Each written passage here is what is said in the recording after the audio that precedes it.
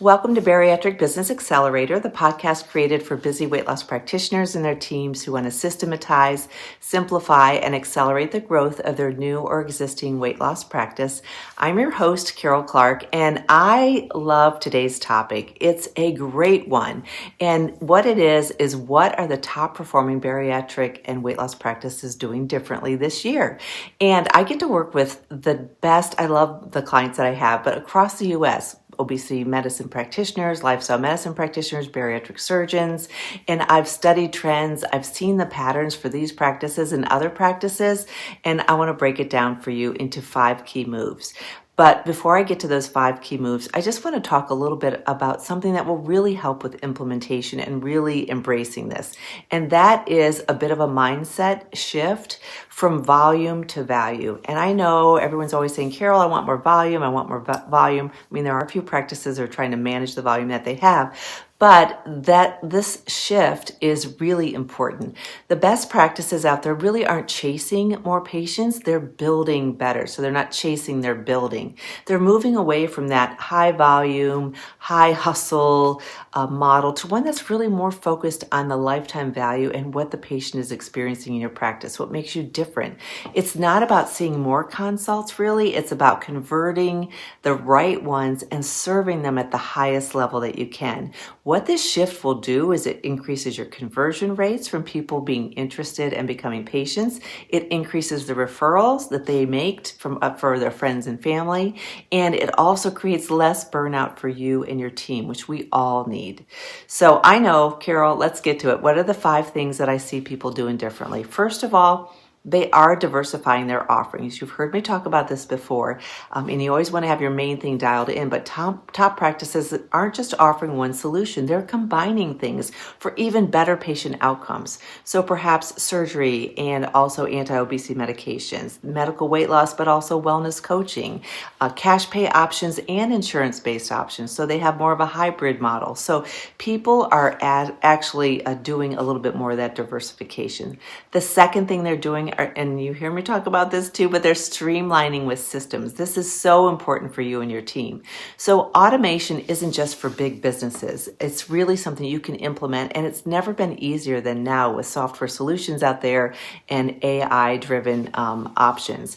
But they're using automated follow-ups, digital patient education, a customer relationship management software, CRM or EMR tools that track leads, not just patient charts. You know, my favorite is Pronex. If you haven't checked them out, there are so many things that are being added every day. It's wonderful. It reduces team overwhelm and increases efficiency. So that's the second thing. The third thing is they're investing in their brand. And what do I mean by that? Top practices don't just hide behind a logo, not that you're doing that either, but they show up with a brand, consistent messaging, a clear voice, a recognizable presence online and in the community. Patients are really drawn to that confidence and clarity, and a strong brand will build both of those. The fourth thing is they prioritize data and KPIs. I know I'm always harping on this, but it's not about guessing anymore. You can't be guessing. You must have this data.